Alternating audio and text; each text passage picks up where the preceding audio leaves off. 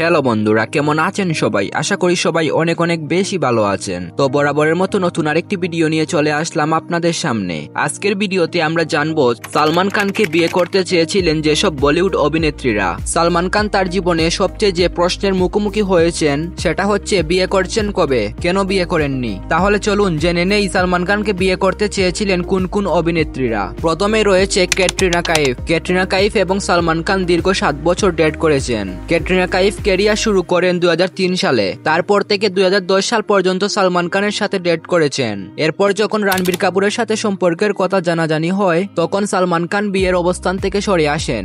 রণবীর কাপুরের সাথে ক্যাটরিনা কাইফের সম্পর্ক একেবারেই মেনে নিতে পারেননি সালমান। তারপরে রয়েছে ঐশ্বরিয়া রাই। সালমান খান এবং ঐশ্বরিয়া রাই বলিউডের সবচেয়ে চর্চিত জুটির মধ্যে একটি। হাম দিল দে চুকে সনম সিনেমার সময় তারা বিতর্কিত কারণে শিরোনামে আসেন।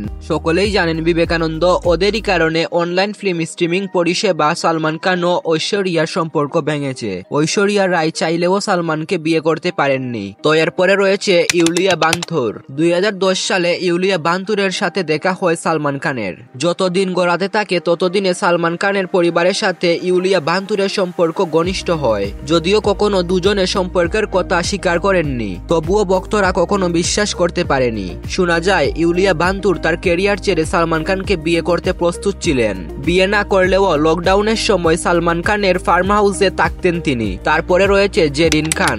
অভিনেত্রী জেরিন খানকে বলিউড ইন্ডাস্ট্রিতে এনেছিলেন সালমান খান। চারদিকে খবর ছড়াচ্ছিল অভিনেত্রী জেরিন খান হলেন সালমান খানের পরিপূরক।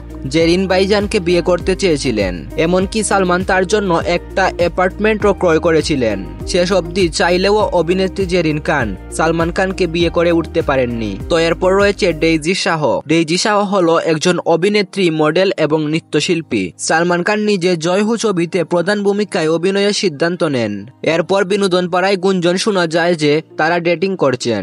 ডেইজি শাহ সালমানকে বিয়ে করতে চেয়েছেন, কিন্তু খুদ অভিনেতার নিজেই তার বিয়ের প্রস্তাব প্রত্যাখ্যান করেন। এরপরে রয়েছে সঙ্গীতা বিজলানি। মিস ইন্ডিয়া বিজয়ী সঙ্গীতা বিজলানি মডেল ও বলিউড চলচ্চিত্র অভিনেত্রী। সালমান খানের প্রেমে পাগল ছিলেন সঙ্গীতা বিজলানি। তারা দুজনে চুটিয়ে প্রেম করতেন এবং বিয়ে করার পরিকল্পনাও ছিল দুজনের মধ্যে। তাদের বিয়ের তারিখও ফিক্সড হয়েছিল, কিন্তু অজানা কারণে তাদের বিয়ে আর সম্ভব হয়ে ওঠেনি। সে সময় গুঞ্জন রটে যে সালমান খান তার সাথে প্রতারণা করেছেন। তারপর রয়েছে সুমি আলী। তিনি হলেন পাকিস্তানি আমেরিকান অভিনেত্রী এবং লেখক, চলচ্চিত্র নির্মাতা, যিনি সালমান খানের সাথে কাজ করেছেন।